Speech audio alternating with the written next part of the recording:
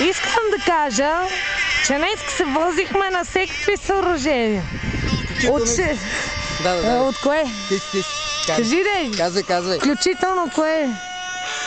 Нищо, за табелката ще да кажем, разкажи. Коя табелка? Кажи де! Аре, казвай! Аре, че ми измръзнаха. Не скачай. Да. Забранено е скачането от лифта. Да. В България слагаме реклами тук по стълбовете, тук хората казват няма да скачаш. Лифта, правилно. И така, значи возихме се на 6 седалков лифт, който ходеше с 18 км в час. И поема 3000 човека. Да, и поема 3000 души на час. И сега се возиме на някакви такива седалки, дето са... Просто няма такъв случай. Да, верно, сигурно от преди войната. Ама много готино. След малко, сега спирам, защото ми измръзнаха ръцете, след малко ще... майката е страх.